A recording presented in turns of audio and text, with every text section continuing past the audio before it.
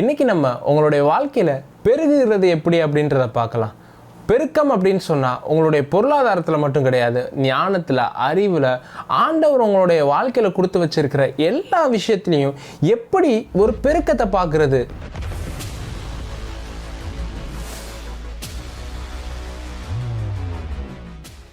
இப்போ தான் first time பார்த்துக்கிட்டு இருக்கிறீங்க அப்படின்னா சப்ஸ்கிரைப் பண்ணிக்கோங்க. நம்ம ஒரு வசனத்தை வாசிக்கலாம். 1 தெசலோனிக்கேயர் 5ஆம் அதிகாரம் 18வது வசனம். எல்லாவற்றிலும் ஸ்தோத்திரம் செய்யுங்கள், அப்படி செய்வதே கிறிஸ்து இயேசுவுக்குள் உங்களை குறித்து தேவனுடைய சித்தமாக இருக்கிறது. இதில் தான் பெருக்கத்துக்கான ரகசியமே அடங்கியிருக்கு பாருங்க. எல்லாவற்றிலும் ஸ்தோத்திரம் செய்யுங்கள் அப்படின்னு இருக்கு. ஸ்தோத்திரம்னு நம்ம என்ன நினச்சிரோம்னா ஜபத்துக்கு நடுவில் பயன்படுத்துகிற வார்த்தை அப்படின்னு நினச்சிடும். அப்படி கிடையாது. ஸ்தோத்திரம்னா நன்றி, தேங்க்யூ லார்ட் அப்படின்னு நீங்கள் சொல்கிறீங்க. வேத வசனத்தில் போட்டிருக்குது, இதுவே உங்களை குறித்து தேவனுடைய சித்தமாக இருக்குதான். பிரதர், என்னுடைய வாழ்க்கையை குறித்த ஆண்டவர் என்ன பிரதர் சித்தம் வச்சிருக்கிறாரு, என்னுடைய பிள்ளைகளை குறித்த ஆண்டவர் என்ன பிரதர் சித்தம் வச்சிருக்கிறாரு, என்னுடைய வேலையை குறித்த ஆண்டவர் என்ன பிரதர் சித்தம் வச்சிருக்கிறாரு, என்னுடைய திருமணத்தை குறித்த ஆண்டவர் என்ன பிரதர் சித்தம் வச்சிருக்கிறாரு, என்னுடைய எதிர்காலத்தை குறித்து ஆண்டவர் என்ன பிரதர் சித்தம் வச்சிருக்கிறாரு அப்படின்னு கேட்டிங்கன்னா வேதவசனத்தில் போட்டிருக்கு, நீங்கள் நன்றி செலுத்துறது தான் அவருடைய சித்தமாக இருக்கான். பிரதர், என்ன பிரதர் நன்றி செலுத்துறது எப்படி பிரதர் அவருடைய சித்தமாக இருக்கும் அப்படின்னு கேட்டிங்கன்னா, அவர் எதிர்காலத்தில் உங்களுக்கு ஒன்றை ஏற்படுத்தி வச்சிருக்கிறாரு பாருங்க. நீங்கள் நன்றின்னு சொல்லும் பொழுது அது உங்களுடைய வாழ்க்கையில் ஈர்த்து கொள்ளக்கூடிய நபராக மாறுறீங்க. உங்களுக்கு புரிகிற மாதிரி சொல்லணும் அப்படின்னா, நீங்கள் ஒரு பிஸ்னஸ் மேனாக இருக்கிறீங்கன்னு வச்சுக்கோங்க. உங்களுக்கு கீழே பல வருஷமாக ஒருத்தர் உண்மையாக வேலை பார்த்துக்கிட்டு இருக்கிறாரு. நீங்கள் யோசிக்கிறீங்க, எனக்கு கீழே இவன் இவ்வளோ நாள் வேலை பார்க்குறான், இவன் லைஃப்பை நம்ம செட்டில் பண்ணுறோம்டா இன்றைக்கி அப்படின்னு சொல்லிட்டு ஒரு தொகையை இவனுக்கு நம்ம கொடுக்குறோம் அப்படின்னு நீங்கள் ஆஃபீஸுக்கு நேராக போகிறீங்க. அந்த ஆஃபீஸில் பார்க்கும்போது அந்த வேலைக்காரன் இன்னொருத்தன்ட்ட உட்காந்து பேசிக்கிட்டு இருக்கிறான். இந்த ஓனர் இருக்கான் பாரு, இவனை மாதிரி மோசமான ஆள் நான் பார்த்ததே கிடையாது, இவன் இத்தனை வருஷம் என்னை படாத பாடுபடுத்தியிருக்கிறான், இவனுக்கு கீழே ஏன்டா நம்ம வேலை பார்த்தோம் அப்படின்னு எனக்கு தோணுது அப்படின்னு அந்த வேலைக்காரன் பார்த்து பேசிக்கிட்டு இருந்தா நீங்கள் அந்த நேரத்தில் அதை கேட்குறீங்க. நீங்கள் என்ன நினைப்பீங்க?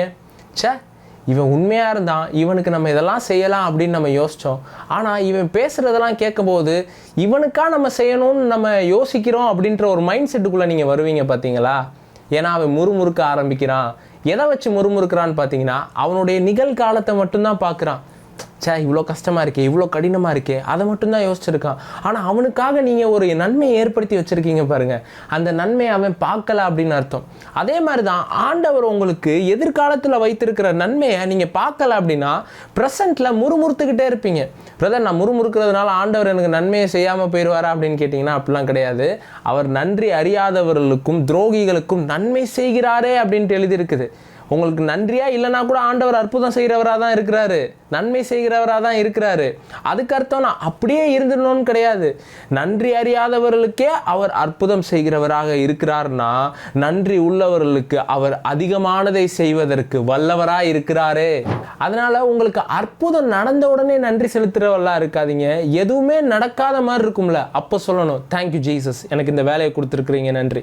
தேங்க்யூ ஜீசஸ், எனக்கு ஒரு நல்ல எதிர்காலத்தை வச்சிருக்கிறீங்க. எதுவுமே நடக்காத போது கூட அவருக்கு நீங்கள் நன்றி செலுத்துறீங்க அப்படின்னா அவர் யார் என்பதற்காக நீங்கள் நன்றி செலுத்துறீங்க. அற்புதம் நடந்ததுக்கு அப்புறம் நீங்கள் நன்றி செலுத்துறீங்கன்னா நீங்கள் அற்புதத்தின் பின்னாடி போறீங்க. ஆனால் எதுவுமே நடக்காத போது நீங்கள் சொல்றீங்களே, தேங்க்யூ ஜீசஸ், என் வாழ்க்கையில் எல்லாவற்றையும் நீர் பார்த்துக்கொள்ள வல்லவராக இருக்கிறீர் அப்படின்னா எதுவுமே நடக்காத போது கூட அவர் யாருன்றதை நீங்கள் விசுவாசிக்கிறீங்கன்னு அர்த்தம். சரிப்பா, பெருக்கத்துக்கும் நன்றி செலுத்துறதுக்கும் என்ன சம்மந்தம் இருக்குது அப்படின்னு கேட்டிங்கன்னா இதில் தான் இருக்குது பாருங்கள். எப்படின்னு பார்த்தீங்கன்னா, இந்த இஸ்ரவேல் ஜனங்க 40 வருஷம் வனாந்திரத்தில் சுற்றுறாங்க. இவங்களுக்கு ஆண்டவர் இயற்கைக்கு அப்பாற்பட்ட காரியங்களை செய்கிறாரு. இவங்க புசிக்கிறதுக்கு மன்னாவை கொடுக்குறாரு. இந்த இஸ்ரவேல் ஜனங்களுக்கு அந்த மன்னாவை சாப்பிட்டு சாப்பிட்டு சாப்பிட்டு சலிச்சு போயிடுது. அப்போ சொல்கிறாங்க, நாங்கள் எகிப்திலேயே நல்லா சாப்பிட்டுக்கிட்டு இருந்தோம், இங்கே எப்போ பாரு ஒரே மன்னாவை போட்டுக்கிட்டு இருக்கிறீங்கன்னு சொல்கிறப்போ ஆண்டவர் என்ன பண்ணுறாரு அப்படின்னா அவங்களுக்கு காடையை வரவழைக்கிறாரு. ஒரு குவியல் குவியலாக காடை இருக்குது. அப்போ இந்த ஜனங்க ஃபஸ்ட்டு என்ன தெரியுமா பண்ணியிருக்கணும்? ஆண்டவரே, எனக்கு நீங்கள் இது வரைக்கும் மன்னாவை கொடுத்துருக்குறீங்க, அதற்காக நன்றி. இப்போ நான் கேட்ட உடனே எனக்கு இங்கே காடைகளை குவிச்சிருக்கிறீங்க அப்படின்னு சொல்லிட்டு அதுக்கு நன்றி செலுத்தி இருக்கணும் பாருங்கள். ஆனால் இந்த ஜனங்க என்ன பண்ணிக்கிட்டு இருந்தாங்க அப்படின்னா, ஆண்டவர் இவங்களுடைய வாழ்க்கையில் இது வரைக்கும் என்ன செஞ்சிருந்தாரோ அதற்கும் நன்றி செலுத்தலை, இதுக்கப்புறம் ஆண்டவர் என்ன செய்தாரோ அதற்கும் நன்றி செலுத்தலை. இதுதான் நன்றி இல்லாத ஒரு ஜெனரேஷன் எழும்பியிருக்கு பாருங்க. இப்போ இயேசு அதே மாதிரியான ஒரு வனாந்திரத்தில் போய் எப்படி நன்றி உள்ளவர்களாக இருக்கிறதுனால பெருக்கத்தை பார்க்க முடியும்னு ஒரு உதாரணத்தை காமிக்கிறான்னு பார்க்கலாம். மத்தேயு 15வது அதிகாரம் 32வது வசனம். பின்பு இயேசு தம்முடைய சீஷர்களை அழைத்து, ஜனங்களுக்காக பரிதபிக்கிறேன். இவர்கள் என்னிடத்தில் 3 நாள் தங்கியிருந்து சாப்பிட ஒன்றுமில்லாதிருக்கிறார்கள். இவர்களை பட்டினியாய் அனுப்பிவிட எனக்கு மனதில்லை. வழியில் சோர்ந்து போவார்களே என்றார். அதற்கு அவருடைய சீஷர்கள், இவ்வளவு திரளான ஜனங்களுக்கு திருப்தி உண்டாகும்படி வேண்டிய அப்பங்கள் இந்த வனாந்திரத்திலே நமக்கு எப்படி அகப்படும் என்றார்கள். அதே மாதிரி தான் இவங்களும் வனாந்திரத்தில் இருக்கிறாங்க. 3 நாள் இயேசுடைய பிரசங்கத்தை கேட்கறதுக்கும் அவருடைய அற்புத அடையாளங்களை பார்க்கறதுக்கு இருக்கிறாங்க. சாப்பிட ஒன்றுமே இல்லாமல் இருக்கிறாங்க. இப்போ தான் இயேசு சொல்லித்தராரு, அந்த வனாந்திரத்தில் எப்படி உண்மை உள்ளவர்களாக இருக்கணும். அவங்க நிறைவில் உண்மை உள்ளவர்களாக இல்லை, இவங்க குறைவில் எப்படி உண்மை உள்ளவர்களாக இருக்கணும்னு இயேசு எப்படி சொல்லித்தராருன்னு பாருங்க. அதற்கு இயேசு, உங்களிடத்தில் எத்தனை அப்பங்கள் உண்டு என்று கேட்டார். அவர்கள் 7 அப்பங்களும் சில சிறு மீன்களும் உண்டு என்றார்கள். அப்பொழுது அவர் ஜனங்களை தரையிலே பந்தியிருக்க கட்டளையிட்டு அந்த 7 அப்பங்களையும் அந்த மீன்களையும் எடுத்து ஸ்தோத்திரம் பண்ணி பிட்டு தம்முடைய சீஷர்களிடத்தில் கொடுத்தார். சீஷர்கள் ஜனங்களுக்கு பரிமாறினார்கள்.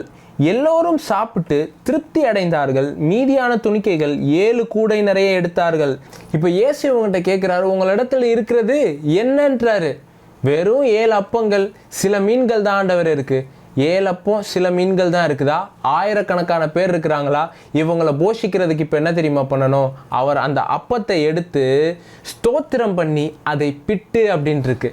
அப்போ அவர் என்ன பண்ணுறாருன்னா, ஃபஸ்ட்டு எடுக்கிறாரு, இருக்கிறதற்கு நன்றி செலுத்துகிறாரு. இருக்கிறதற்கு நன்றி செலுத்தும் பொழுது அது பெருக ஆரம்பிக்கிறத நீங்கள் பார்க்க முடியும். நீங்கள் சொல்கிறீங்க, ஆண்டவரே என்னுடைய வாழ்க்கையில் பெருசாக ஏதாவது செய்யுங்க, அப்போ நான் நன்றி செலுத்துகிறேன்.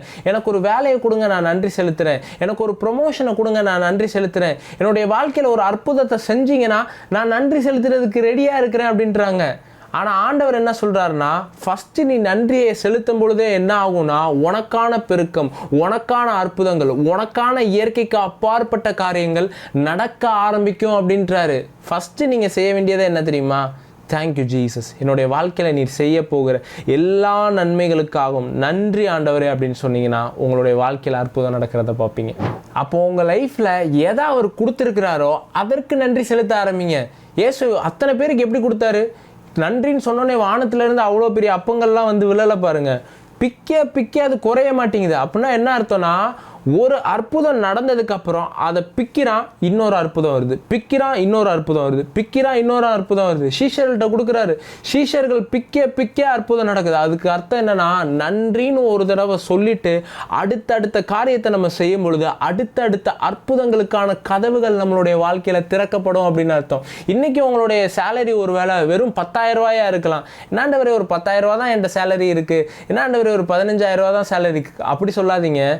10,000 ரூபா சேலரி கொடுத்துருக்குறீங்க, தேங்க்யூ ஜீசஸ். 15,000 ரூபா சேலரி கொடுத்துருக்குறீங்க, தேங்க்யூ ஜீசஸ். இதுலேருந்து உங்களுடைய ராஜ்யத்துக்குன்னு நான் ஒன்று எடுத்து கொடுத்துட்டேன், இதை நான் வச்சிருக்கிறேன், நான் இதுக்கு நன்றி உள்ளவனாக இருக்கிறேன்.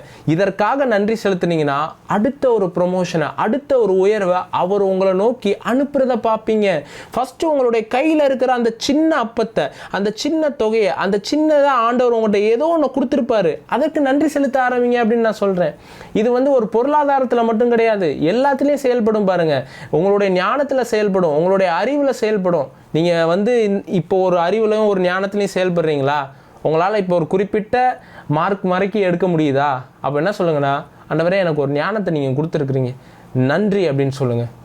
அப்போனா நீங்கள் என்ன பண்ணுறீங்கன்னா, எனக்கு வரக்கூடிய ஞானம், எனக்கு வரக்கூடிய திறமைகள் எல்லாமே உங்களிடத்துலேருந்து வருதுன்றதை நீங்கள் அக்னாலேஜ் பண்ணுறீங்க, அதை நீங்கள் அறிவிக்கிறீங்க. அப்படி அறிவிக்கிறப்ப என்ன ஆகும்னா, அவர் அதை பெருக்கத்தில் அனுப்பிச்சிக்கிட்டே இருப்பார், அதில் பெருக்கத்தை அனுப்பிச்சிக்கிட்டே இருப்பார்.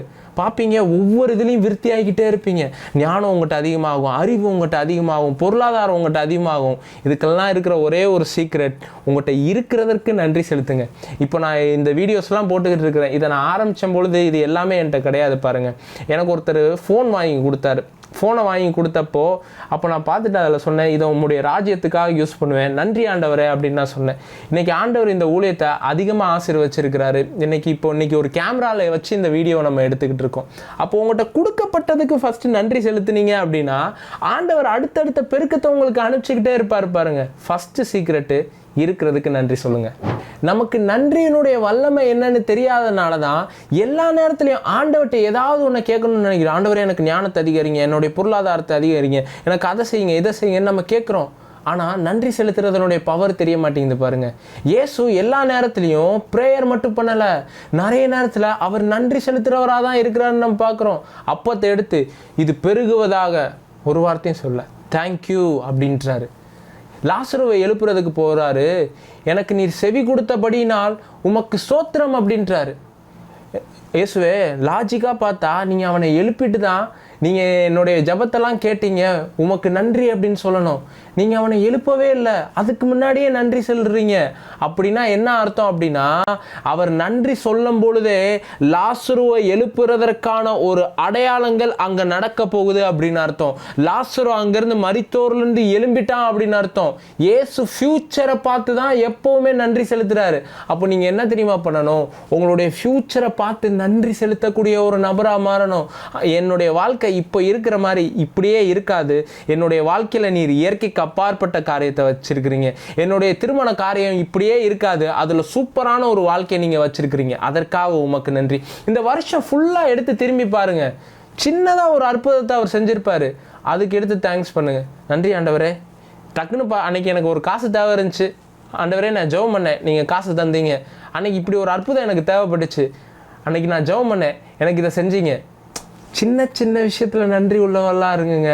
நீங்கள் சின்னதுக்கு சொல்லும் பொழுது ஆண்டவர் அடுத்தடுத்து பெருசு பெருசாக உங்களுடைய வாழ்க்கையில் நன்மைகள் அனுப்புகிறத நீங்கள் பார்ப்பீங்க. இப்போ நான் எல்லாருக்காகவும் ஜெபம் பண்ண போகிறது கிடையாது பாருங்கள், இது வருஷத்தினுடைய கடைசியாக இருக்குது. இந்த மாதத்தில் வெறும் நன்றியை மட்டும்தான் நம்ம செலுத்த போகிறோம். நான் யாருக்காகவும் ப்ரேயர் பண்ண போகிறது கிடையாது. உங்களுடைய வாயை திறந்து ஆண்டவர் உங்களுடைய வாழ்க்கையில் என்ன செஞ்சுருக்கிறாரோ அதுக்காக நன்றி செலுத்துங்க. ஆண்டவரே, என்னுடைய வாழ்க்கையில் இத்தனை நாள் நீர் என்னை பாதுகாத்திருக்கிறீர், அதற்காக உமக்கு நன்றி. இத்தனை நாள் நீர் என்னை போஷித்திருக்கிறீர், அதற்காக உமக்கு நன்றி. இத்தனை நாள் நான் சோர்ந்து போயிருக்கேன், என்னுடைய வாழ்க்கை எங்கேயோ முடிஞ்சிடும்னு நான் நினச்சிருக்கிறேன், ஆனாலும் நீங்கள் பாதுகாத்து என்னை பலப்படுத்தி என்னை இந்த இடத்துக்கு கொண்டு வந்திருக்கிறீங்க, அதற்காக நன்றி ஆண்டவரே. நீங்கள் பாதியில் அழைச்சிட்டு விட்டுட்டு போகிறவர் கிடையாது. எங்களை நீங்கள் எங்கே கொண்டு போய் சேர்க்கிறேன் என்று சொன்னீங்களோ அங்கே சேர்க்கிறதற்காக உமக்கு நன்றி. நீர் எங்களுடைய வாழ்க்கையில் நல்லவராகவே இருக்கிறதற்காக நன்றி. Thank you Jesus. எல்லா சூழ்நிலையிலையும் எங்களை அன்பு கூறுகிறதற்காக நன்றி. எங்களுடைய வாழ்க்கையில் சமாதானத்தை தருகிறதற்காக நன்றி. எங்களுடைய வாழ்க்கை அலங்கோலமாக இருந்தாலும் அதை அழகாக்குகிறதற்காக நன்றி. Thank you Jesus. நீர் செய்கிற ஒவ்வொரு காரியத்திற்காகவும் நன்றி. இயேசுவின் நாமத்தில் பிதாவே, ஆமென். சின்னதாக எதுனாலும் எல்லாத்துக்கும் ஜஸ்ட் வாயை திறந்து தேங்க்யூ சொல்லிக்கிட்டே இருங்க. ஆண்டவர் எனக்கு ஒரு வெளிப்பாடை கொடுத்தாருன்னா நான் என்ன தெரியுமா பண்ணுவேன்? தேங்க்யூ ஜீசஸ் அப்படின்னு சொல்லுவேன். ஏன்னா அந்த ஒரு சின்ன வெளிப்பாடுக்கு நான் நன்றி செலுத்தும் போது அடுத்தடுத்த வெளிப்பாடை கொடுக்குறத என்னுடைய வாழ்க்கையில் பார்க்க முடியும் பாருங்கள். இந்த செய்தி உங்களுக்கு பிரயோஜனமாக இருந்துச்சுன்னா மற்றவர்களுக்கும் ஷேர் பண்ணுங்கள், மறக்காமல் லைக் பண்ணிடுங்க. இந்த வார்த்தைகள் எனக்கு தொடர்ந்து ஆசீர்வாதமாக இருக்குது பிரதர். இந்த வருஷந்தோறும் இந்த செய்திகளை நான் கேட்டேன், என்னுடைய வாழ்க்கையில் இது ஒரு பெரிய மாற்றத்தை ஏற்படுத்தியிருக்குன்னா நீங்கள் ஒரு நன்றி உணர்வோடு இந்த ஊழியத்துக்கு அனுப்பிச்சு வைக்கலாம் பாருங்கள். நீங்கள் பரிசுத்தவான்களுக்கு ஊழியம் செய்ததினாலும் செய்து வருகிறதுனாலும் உங்கள் அன்பின் பிரயாசத்தை மறந்து விடுகிறதற்கு தேவன் அநீதி உள்ளவர் அல்லவே என்று எழுதியிருக்குது. அதாவது மறக்கிறதுன்றது அநீதியா, தேவன் அநீதி உள்ளவர் கிடையாது. ஒவ்வொரு இதையும் நினச்சி பார்க்குறாரு. அதே மாதிரி அவர் செய்த நன்மைகளையும் நீங்கள் நினச்சி பார்க்கலாம். இந்த ஊழியத்தினால நீங்களும் ஆசீர்வதிக்கப்பட்டிருக்கிறீங்க, ஒவ்வொரு வார்த்தைகள்னாலையும் ஆசீர்வதிக்கப்பட்டிருக்கிறீங்கன்னா இந்த ஊழியத்தை நீங்கள் நினச்சி பார்க்கலாம். இந்த வார்த்தைகளுக்காக நீங்கள் கொடுக்கலாம். மாதந்தோறும் பங்காளர் ஆகணும்னு விருப்பப்படுறவங்க கிட்ட கீழே இருக்கிற நம்பரை காண்டாக்ட் பண்ணி இந்த ஊழியத்துக்கு நான் இதை விதைக்க விரும்புகிறேன் பிரதர் அப்படின்னு அனுப்பிச்சி வைக்கலாம்.